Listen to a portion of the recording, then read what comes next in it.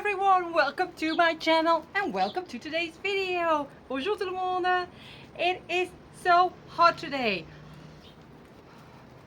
It really is.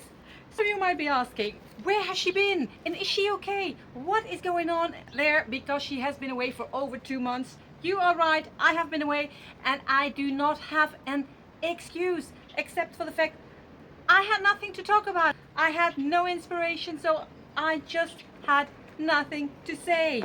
But today I came back after a week at work, and when I came through the little door of my garden and I saw my garden in so many colors, my garden is going to be the star of today's video. Because let's be honest, it cannot always be the dog, or can it?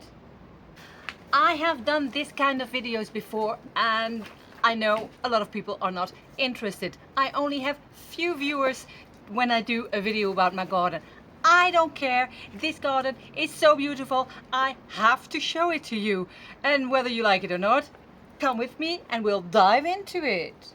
When you go through this gate, the first thing you will see is this amazing rose. The colors are so nice and so bright.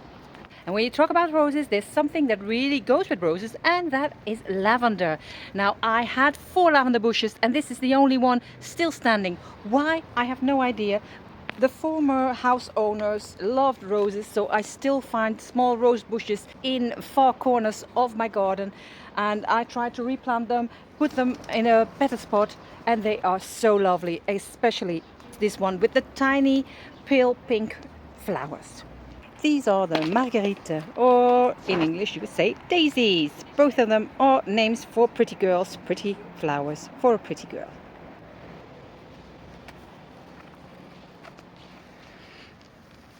And you can walk underneath this huge kiwi plant. Last year I didn't have many kiwis, but this year it looks like it is going to be an awesome kiwi year. Look at those. Looks like hundreds and hundreds of kiwis. Ooh, this bright pink one is a phlox.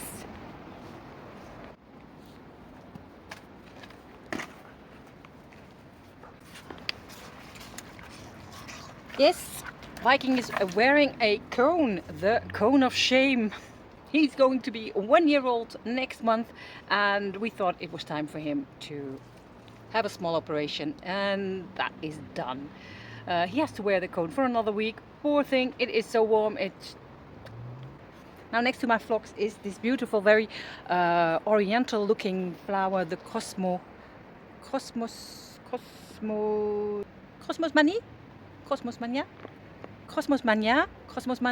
I'm not quite sure of what the name exactly is, but it has vibrant red colors and just gorgeous. They are so easy to grow. They grow like weeds actually, and they can reach a height of almost 2 meters in my garden. It depends on the soil you have, of course. They are in orange. I have a little bit of a more reddish kind. They are just spectacular. A couple of years ago I planted 2 hibiscus plants, a white one and a blue one. The white one unfortunately did not survive, but the blue one is beautiful. I think I'm going to use the word beautiful many times in this video. And when you go underneath my garden shed, you come in the back space of my garden. There are less flowers here, it's more green and less colorful, but this awesome blue hydrangea is doing very well here in the back of my garden. Hydrangeas don't like the sunshine, they don't like the heat, so here in the shade of a few trees he's doing quite well, and this color is just awesome.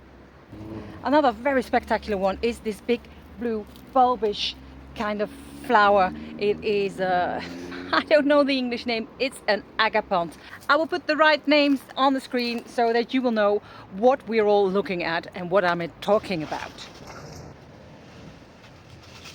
Heading a little deeper into my garden, you can find a few shaded spots for the dogs and the cats to lay in the shade, because I can tell you it is over 30 degrees right now. It is warm, but we're not complaining, but still.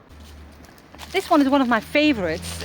In the Netherlands we call it a fuchsia, and in France it is pronounced fuchsia. Flowers look like fairies when you look at it. It's one of my favorites, really, it is.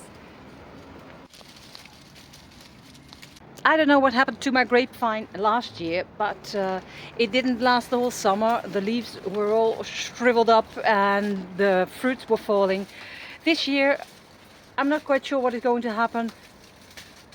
There are not a lot of fruits in there, but there are. So fingers crossed to see whether I can make my own wine or not. My buddleia is a bit sad looking this year, but it does have a few very nice big purple flowers. The common name in France is also arbre de papillon. In the Netherlands it is also called vlinderstruik. In your country, does the buddleia also have a common name that involves a butterfly? These little flowers belong to the borage. Borage is a herb. The little blue flowers you can use in a tea, for example. It happens to be very good for your skin.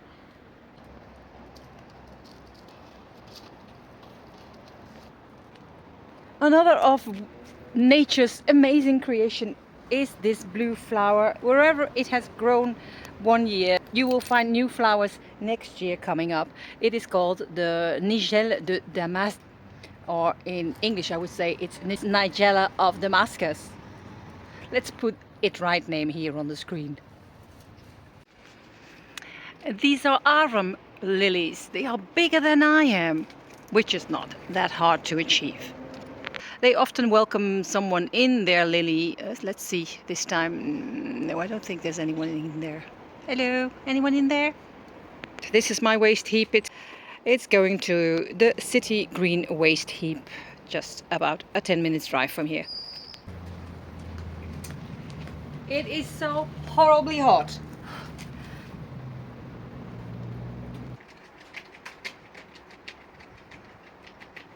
I haven't shown you all of my hydrangeas. I have an awful lot. It is the Breton national flower, unofficially. You can see it everywhere in all shades between white, blue, purple, pink. It is just beautiful, but it absolutely hates this kind of weather, so it doesn't look really nice right now. I have planted a few new ones. They will grow on later this year, but for the moment they are quite unhappy being here. Whether you liked it or not, this video is now done. I showed you my garden in the midst of summer, and if you liked it, then come back next time to see one of my videos, or go back in time and see one of the other videos I did a couple of years ago. For now, I say to you, thanks for watching and see you again next time. Au revoir et à bientôt.